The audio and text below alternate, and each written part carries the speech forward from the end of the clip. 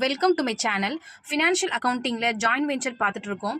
Joint வெஞ்சர்னா ரெண்டு வேறு members வந்து சேர்ந்து ஒரு ரிஸ்க்கான ஒரு பிஸ்னஸையோ இல்லை ஒரு கான்ட்ராக்டையோ எடுத்து அதை வந்து அந்த ப்ராஜெக்டாக எடுத்து அதை ஃபினிஷ் பண்ணி அதில் வர்ற ப்ராஃபிட்டை வந்து ரெண்டு பேரும் ஒரு பர்டிகுலர் ரேஷியோவில் பிரிச்சுக்கிறது தான் ஜாயின்ட் வெஞ்சராக இருக்குது. ஸோ இந்த ஜாயின்ட் வெஞ்சர்ஸில் வந்து ரெண்டு டைப் இருக்குது. இந்த ஜாயின்ட் வெஞ்சருக்குன்னு சொல்லி செப்பரேட் அக்கௌண்ட் மெயின்டைன் பண்ணுறது ஒரு டைப்பாக இருக்குது. செகண்ட் டைப் வந்து இது ஜாயின்ட் வெஞ்சருக்குன்னு தனி செப்பரேட்டான புக்ஸ் வந்து மெயின்டைன் பண்ணுறது கிடையாது.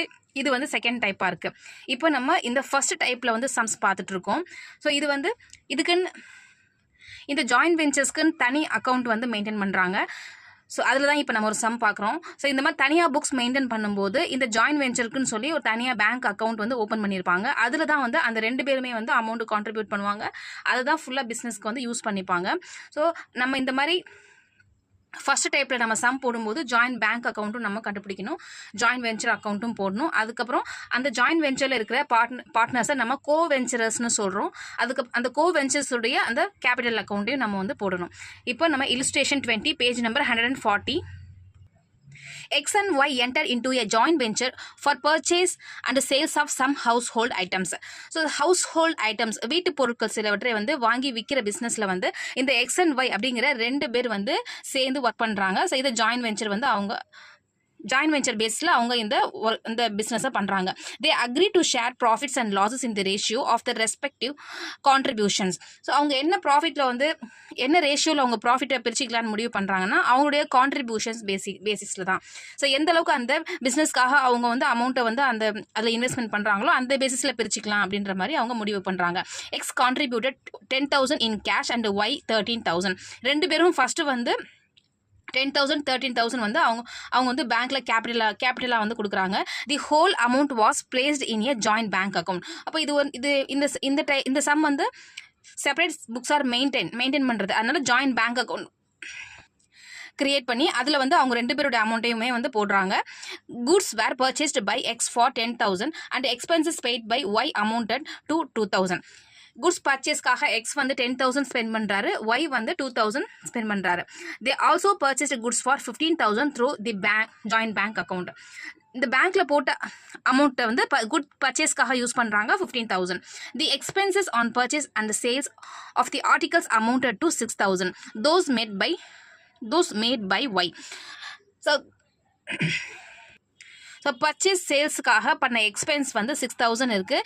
இதில் வந்து ஒய் செஞ்ச அமௌண்ட்டும் இது உள்ள இருக்குன்னு சொல்கிறாங்க. ஒய் என்ன அமௌண்ட் ஸ்பெண்ட் பண்ணியிருக்காருன்னா எக்ஸ்பென்ஸுக்காக 2,000 பண்ணியிருக்காரு இல்லையா, அதுவுமே இந்த 6,000 ஆட் ஆயிருக்குன்னு சொல்கிறாங்க. Goods costing 20,000 were sold for 45,000 and the balance were lost by fire. அப்போ சேல் பண்ண குட்ஸுடைய காஸ்ட் வேல்யூ 20,000, சேல் வேல்யூ வந்து 45,000 இருக்குது. ஸோ பேலன்ஸ் குட்ஸ் வந்து ஃபயரில் லாஸ் ஆகிடுச்சு. Prepare joint venture account, joint bank account and joint venturers account closing the venture. இப்போ நம்ம ஜாயின்ட் வெஞ்சர் அக்கௌண்ட்டும் ப்ரிப்பேர் பண்ணணும், joint bank account and joint venturers account. அந்த வெஞ்சரர்ஸ் எக்ஸ் அண்ட் ஒய் இருக்காங்களே அவங்களுடைய அக்கௌண்ட்ஸுமே வந்து நம்ம ப்ரிப்பேர் பண்ணணும். ஸோ இந்த கொஸ்டினில் வந்து ஜாயின்ட் பேங்க் அக்கௌண்ட் ப்ரிப்பேர் பண்ணுங்கன்னு கொடுத்துருக்காங்க. அப்போது இந்த கொஸ்டின் படி இந்த ஜாயின்ட் வெஞ்சருக்கு செப்பரேட் புக்ஸ் வந்து மெயின்டைன் பண்ணுறாங்க. அப்போ இந்த கொஸ்டின் வந்து ஃபர்ஸ்ட் டைப்பில் இருக்குது அப்படிங்கிறது அர்த்தம். இப்போ நம்ம இந்த ஃபர்ஸ்ட் டைப்பில் இருக்குன்னா நம்ம வந்து சொல்யூஷன் பார்க்கலாம். ஃபஸ்ட்டு ஜாயின்ட் வெஞ்சர் அக்கௌண்ட் போடுறோம். ஸோ இந்த ஜாயின்ட் வெஞ்சர் அக்கௌண்ட்டில் நம்ம வந்து கிரெடிட் சைடு வந்து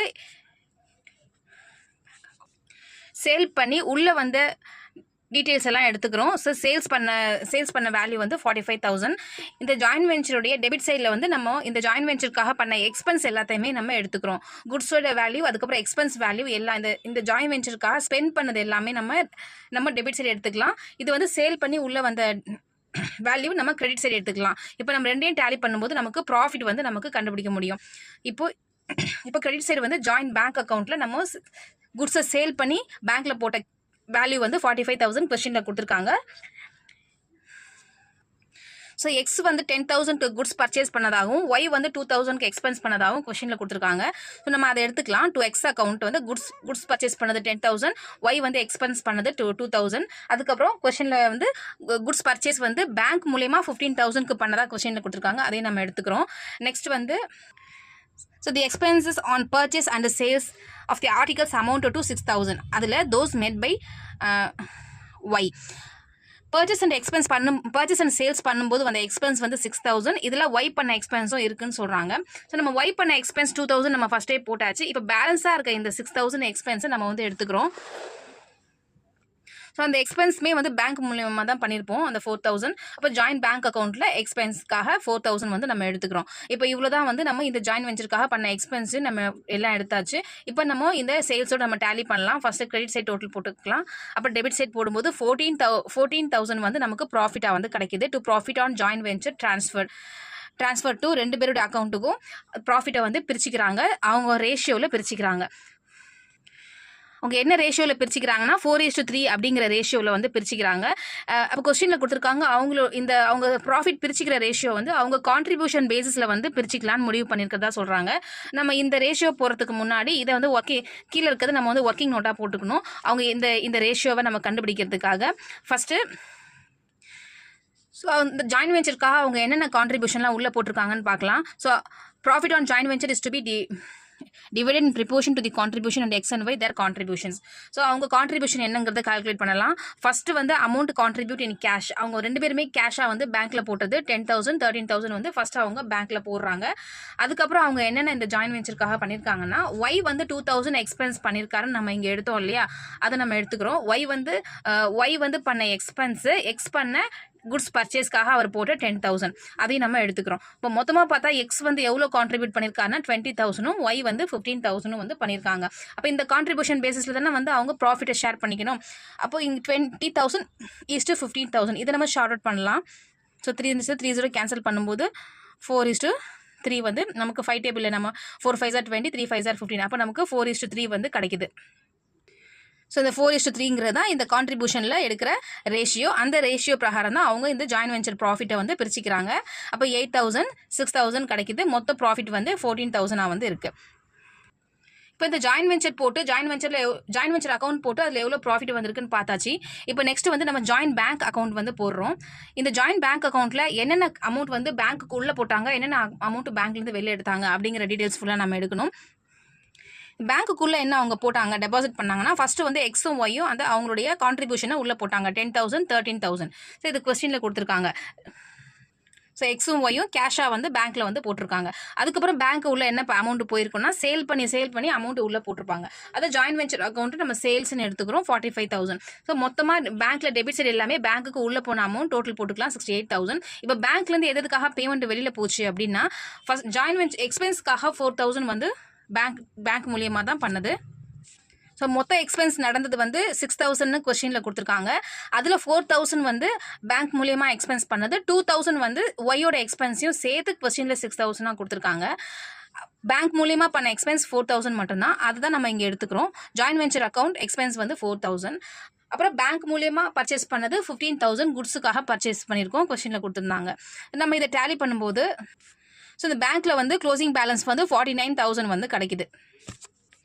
இந்த 49,000 ருபீஸை வந்து அதே 4:3 ரேஷியோவில் வந்து 2 பேர் அக்கௌண்ட்லேயுமே வந்து பிரித்து எடுத்துக்கலாம். இது ரெண்டையும் சேர்க்கும்போது 49,000 வந்து இருக்குது.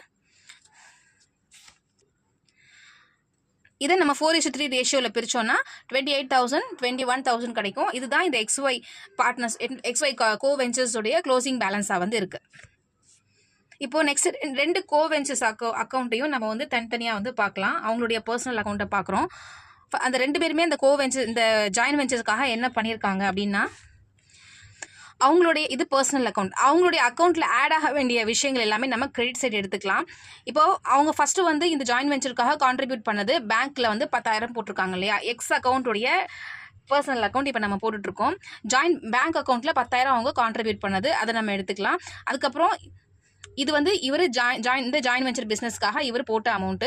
அதுக்கப்புறம் இவர் குட்ஸ் வாங்கினதுக்காக ஸ்பெண்ட் பண்ண அமௌண்ட்டு எவ்வளோனா அது ஒரு 10,000 பண்ணியிருக்காரு.